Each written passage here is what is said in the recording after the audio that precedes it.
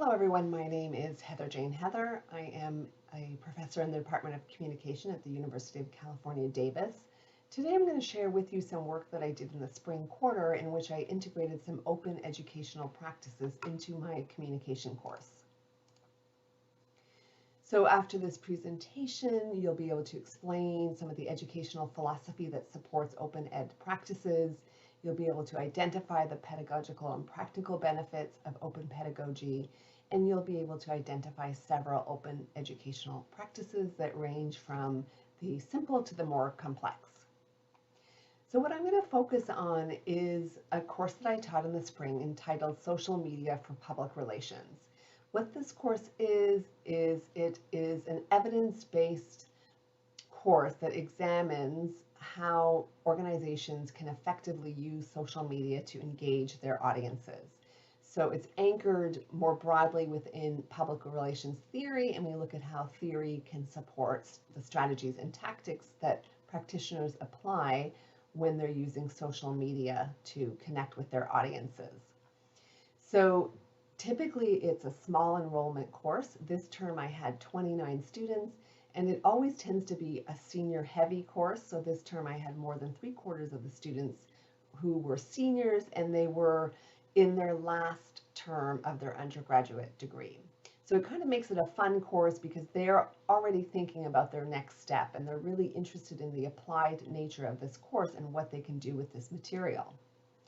So I've been interested in open pedagogy for some time, and what I appreciate about these practices is not only their practical appeal, but also their pedagogical appeal. And foremost, we'll start with the pedagogical appeal, that I can see how open pedagogy supports student learning in terms of how it reflects, a constructivist and experiential philosophies of learning, and it's definitely student-centered, and there's lots of opportunity for active learning to get students to contribute to the knowledge commons. They're engaged actively with the material, and I really appreciate how that can support student learning.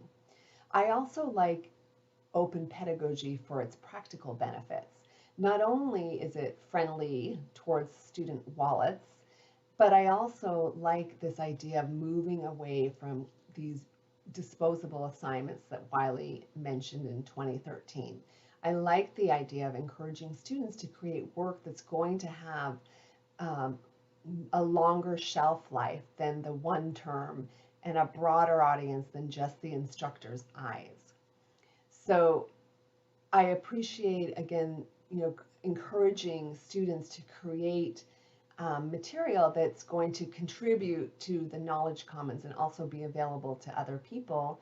And I also like how through these practices we can involve students in course design.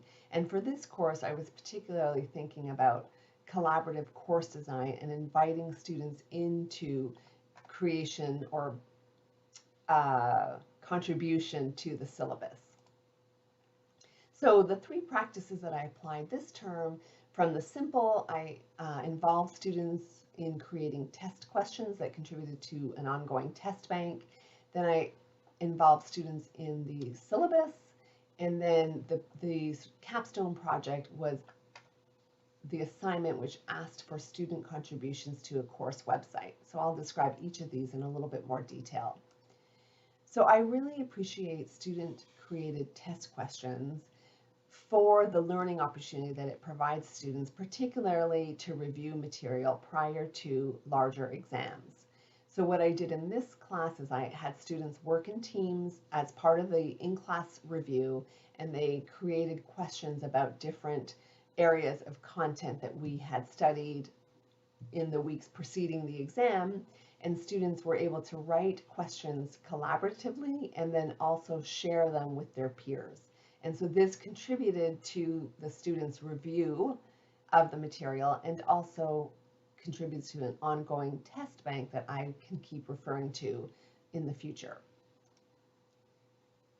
The second collaborative assignment, actually not second in terms of chronology, it was actually the first assignment, was inviting students into syllabus design. So this is a little bit more complex of an endeavor from the test questions, But there is a large area of research related to collaborative course design, which really is referring to an approach in which we invite students to contribute to the design of the course and really encourage them to have more of a voice in their education.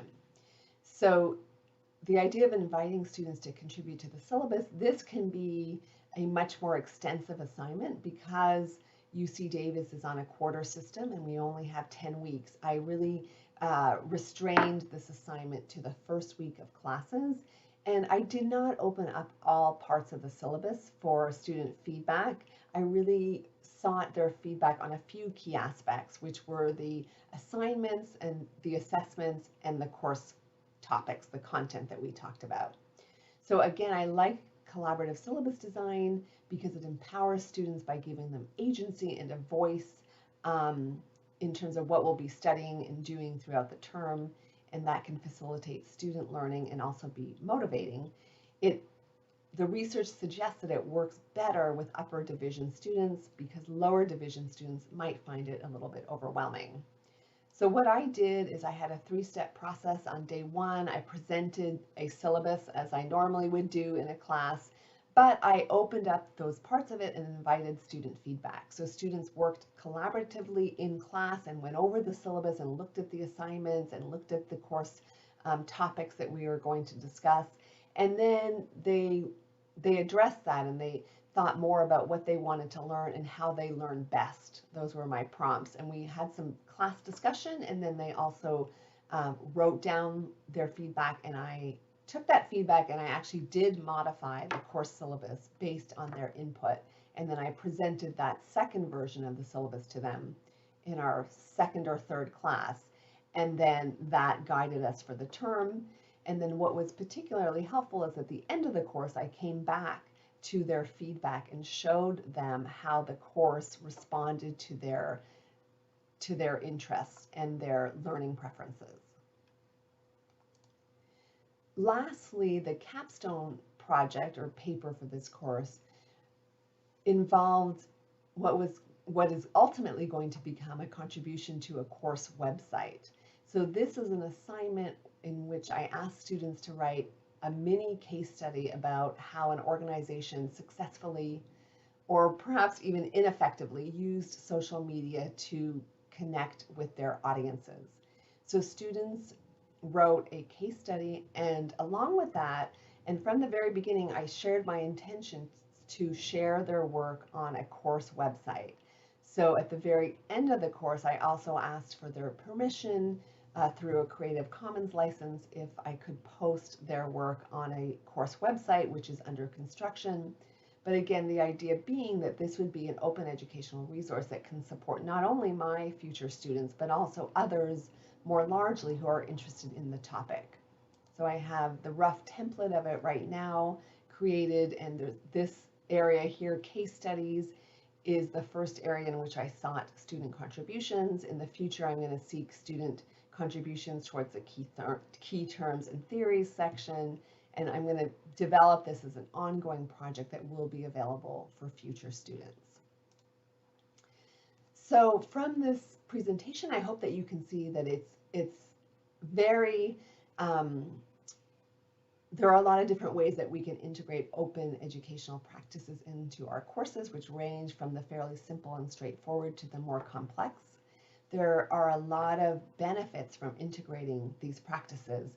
First and foremost, they are really valuable ways and effective ways to support student learning through active learning pedagogy.